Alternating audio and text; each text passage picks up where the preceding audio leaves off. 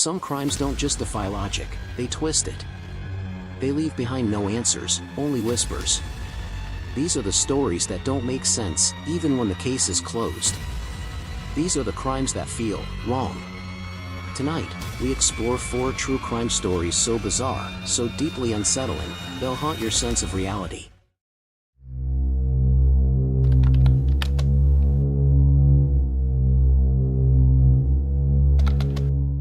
Cindy James was a 44-year-old nurse from British Columbia, Canada. By all accounts, she was smart, kind, and well-liked. But starting in 1982, her life began to fall apart. She told police that someone was stalking her, harassing her, sending threatening letters, making phone calls, sometimes dozens in a single night.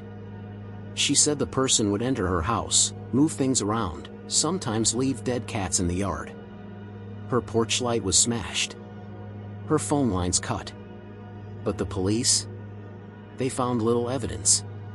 They began to doubt her. Even suggested she might be doing it to herself.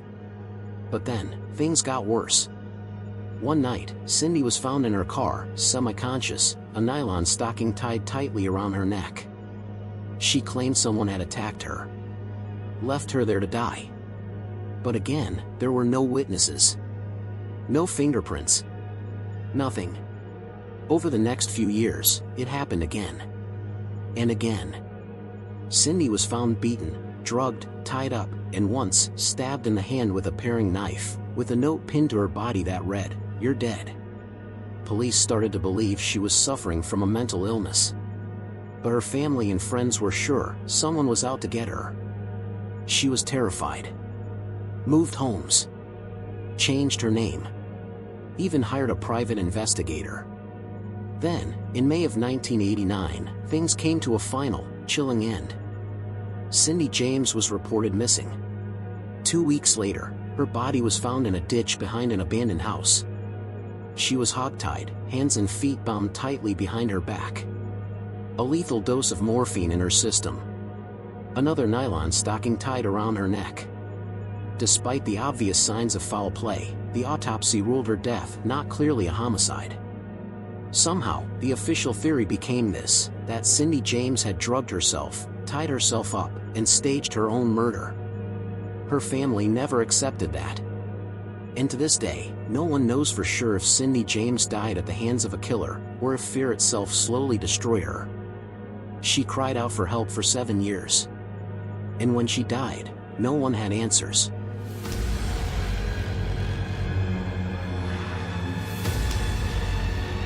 It was Christmas Eve, 1945, in Fayetteville, West Virginia. The Sodder family was settling in for the night. George and Jenny Sodder had 9 children, 5 of whom were still awake, excited for Christmas morning. At around 1 a.m., a fire broke out in the house. Within minutes, the home was engulfed in flames.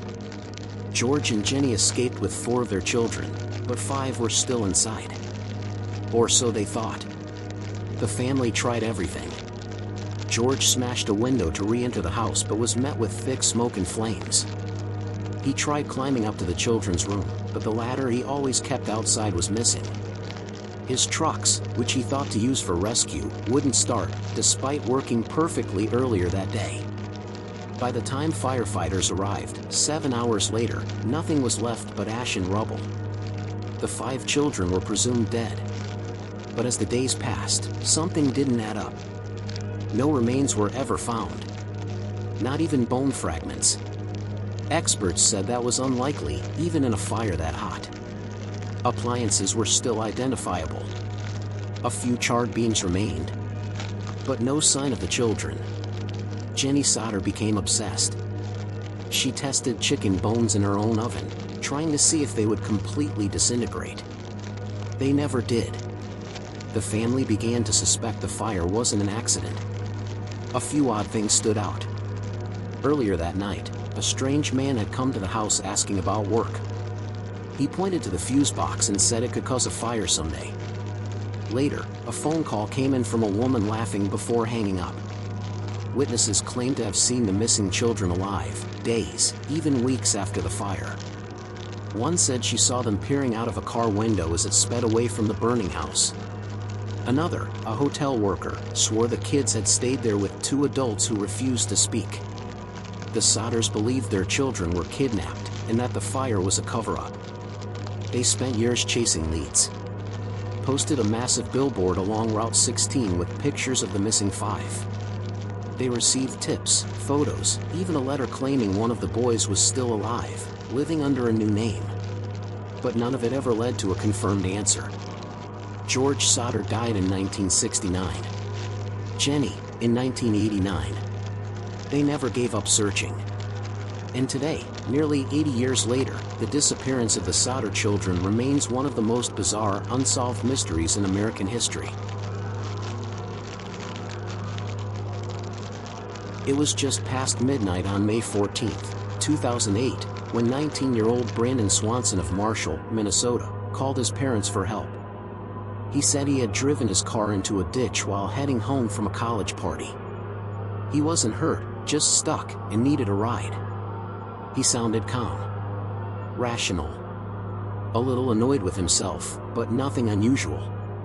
His parents, Brian and Annette, got in the car and drove to where he said he was. They left the porch light on. They called his name as they scanned the back roads. But Brandon wasn't there.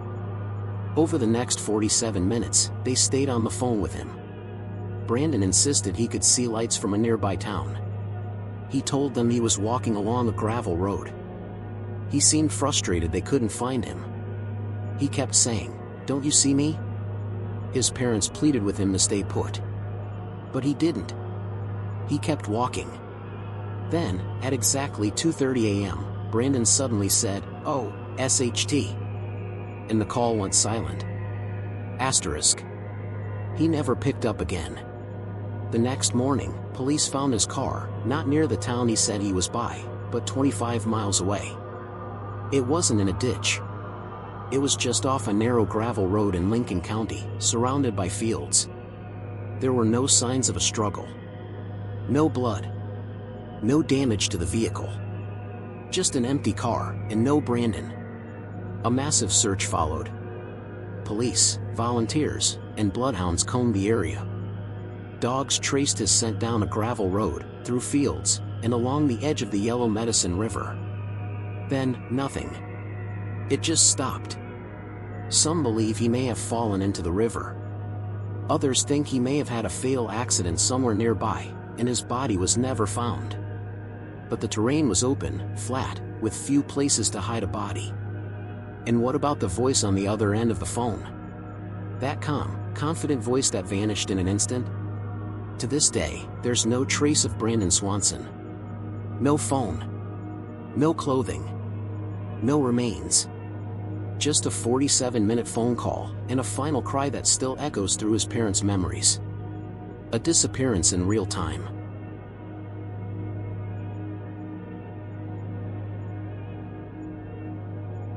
On the surface, the Tromps were just another quiet, hard-working family from Australia. Running a successful berry farm in rural Victoria, they kept to themselves. Never any signs of trouble. No history of crime. No mental illness. Nothing out of the ordinary. Until August 29, 2016. That morning, something changed. Without warning, Mark and Jacoba Tromp, along with their 3 adult children, Rihanna, Mitchell, and Ella, packed into their car and drove off. They left their phones behind. Credit cards. Passports. Laptops. Every form of identification, gone. It was as if they were trying to disappear, or escape from something. At first, Mitchell, one of the children, questioned what was going on. The family grew paranoid. Delusional. They believed they were being followed. That someone was after them. Within the first 24 hours, Mitchell left the group and headed back home. The remaining 4 kept driving across the country. At one point, they split up. Ella and Rihanna stole a car after their parents disappeared at a rest stop. Then they drove over 500 miles back towards Sydney. On the way, Rihanna had what appeared to be a psychotic breakdown. She was later found catatonic in the back of a stranger's truck. Ella turned herself in and was questioned, but even then, she couldn't explain what had happened. She just kept repeating that something wasn't right. Meanwhile, Jacoba, the mother, was found wandering alone, confused and disoriented. She was placed under psychiatric care. Mark, the father, was eventually found too, hiding near a dam, exhibiting signs of extreme paranoia. All 5 family members were eventually located and physically unharmed. But none of them could fully explain their behavior. There were no drugs. No cult. No clear reason. Just a sudden, shared descent into fear and confusion. Psychologists later suggested it could have been a case of folie à plaisir, a rare psychiatric condition where a delusional belief spreads among close individuals. But even today, no one truly understands what caused the Tromps to flee, or what they thought they were running from. One moment, they were a normal family. The next, they were unraveling across a country. And no one saw it coming. These aren't ghost stories. They aren't legends. They happened. And they remain unsolved. Sometimes, the most terrifying crimes don't end in blood. They end in silence. If these stories kept you thinking, if they left you unsettled, then you're in the right place. Subscribe to True Crimes Now for more real stories that haunt the edges of what we think we know. True crime. Unsolved mysteries. In the dark corners no one wants to look into. Because the truth is always darker than fiction.